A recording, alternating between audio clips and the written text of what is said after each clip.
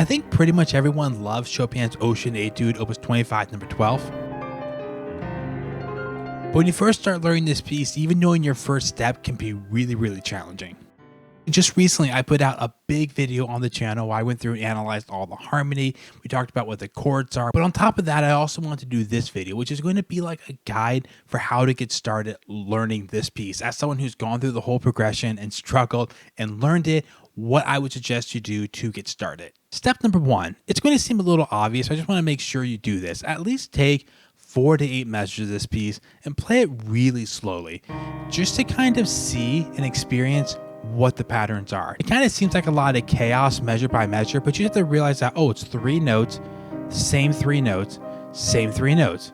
On the way back down, same 3 notes, same 3 notes. Kind of getting a little bit of the ability to see, oh, that's how Chopin's generating these notes. He's not just writing 1/16th note at a time going, G.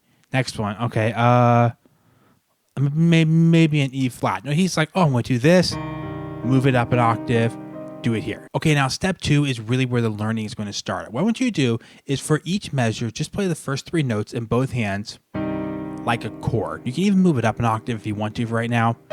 Just the first 3 notes. And this is actually a C minor chord. I have a whole harmony video I just put out. If you want to learn more about the chords, watch that too. But for right now, just kind of feel how that chord feels in your hand. And then look at measure 2. One of the keys for this piece is not to take every single measure like this brand new invention. Like I have this and I'm playing these notes at the piano and I go back down and then, okay, I just have, where are these 3 notes? I have these 3 notes and there's no relation measure to measure. It's actually bad musically and it's harder to learn. This is measure 1. That's measure 2. That's measure 3. That's measure 4. So what I'm doing is taking just the first 3 notes in each hand and what we call blocking them, taking them as a chord. Now you should learn a few really important things doing this. For one, like I just mentioned, kind of feeling how the shape goes measure to measure. Eventually down the road, when you actually play the pattern and you come back down, you're already ready for that shape, and you play that when you're ready for that shape, and you play that shape. So you just think of this shape by shape, not just, oh, I got E flat and C, then I got 2 G's, then I have C and E flat, then I move to this C. That's so hard. Don't learn this note by note. Really try to think of it as these shapes. But the other really important part of this step, just for fun, go listen to 10 recordings of this or 5 recordings of this. Don't listen to the whole thing. Just listen to the first, 20 seconds and ask yourself, do you hear a melody or do you just hear notes up and down the piano? If you just hear notes up and down the piano, which is unfortunately not more than half of the really good recordings, good pianists tend to bring out the right stuff. But what you should be hearing is this. You can even see the accents in the score, or maybe even. And so part of the point of blocking these chords is you can practice teaching yourself that melody. You need to know that melody when you're playing. The melody is not, but it's.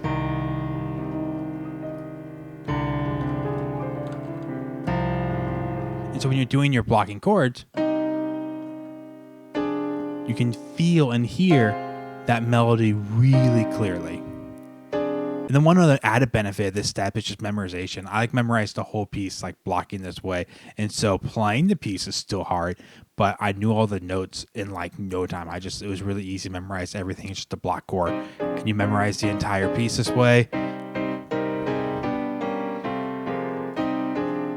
Okay, now step 3 and 4 are really going to happen at the same time. I'm going to give them to you as separate steps, but this is going to be the main building block for getting the piece close to where you're actually going to be doing like playing the piece as normal. So 3 and 4 are both really important. They kind of happen at the same time. So we'll do them one at a time though. Step 3, you're going to take your block chords and simply move them up and down the piano like that. Now sometimes you're going to have a bonus note or a missing note because it doesn't quite get down all the way. That's fine. You're just trying to feel the shape.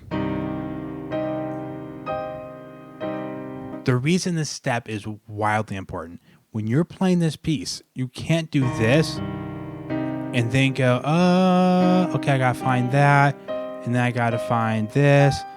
It's so fast. You have to be ready to go into the shape. You're into the next shape. You're there. You're thinking by these positions. When you're doing this step, a really important part of it is don't play. This is actually really subtle, but don't do this. And just sort of practice moving, get there, get there, get there. See how I'm getting there as quick as I can and then playing it? The reason that's so important is because you don't have time to learn this and then that. You don't have time to play this and kind of, oh, where am I at? Next chord. You're going to play and immediately find this, find this, find this. And teaching your fingers to find it quickly is so important. So for this step, you're really going to start finding sections of the piece, maybe 4 or 8 measures, and learn how to actually play the piece, but just doing these block chords like.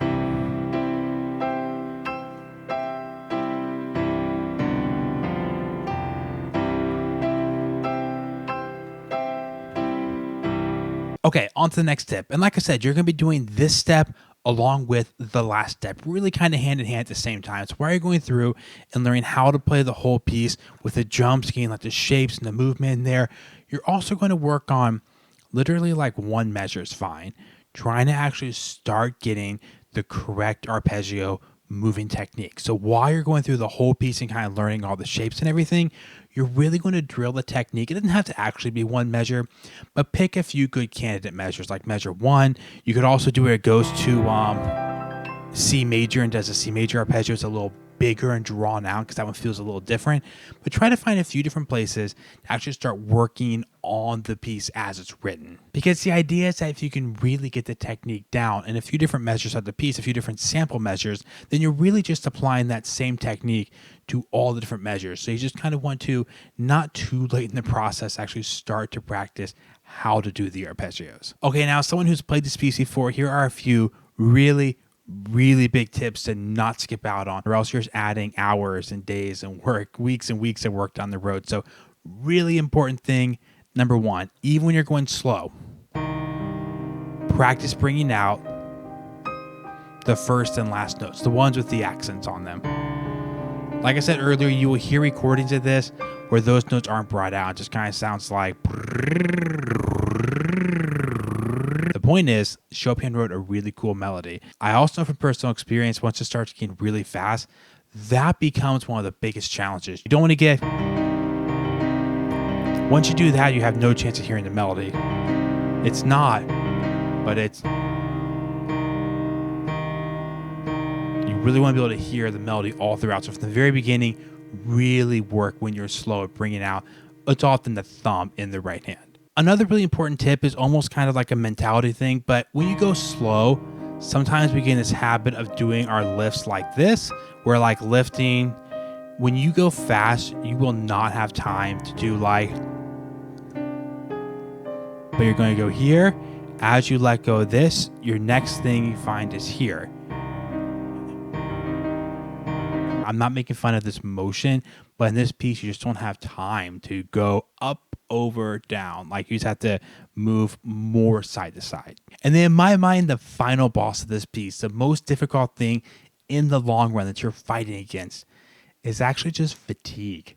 Like you have to, it's not the longest piece in the world. I played pieces 10 times longer than this piece before, right? It's the fatigue of doing this technique. If it's not perfect, your arms wear out, not just the arpeggios, but that constant trying to be loud and then like soft and not bring out too much.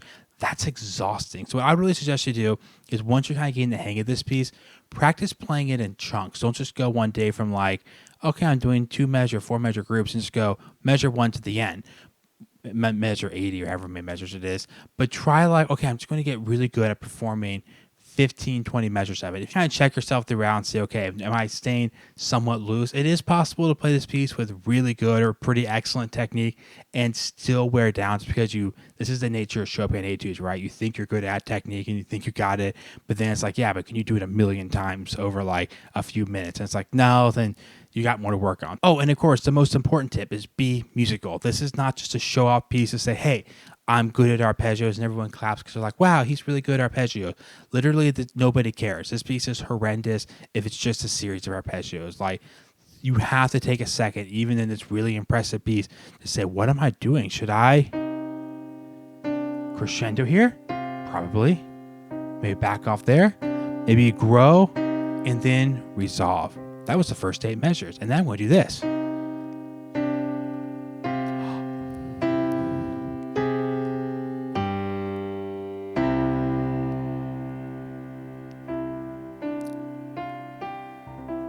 Like, there are melodies and tunes in this piece. They're beautiful. Find them, play musical. See you guys next video.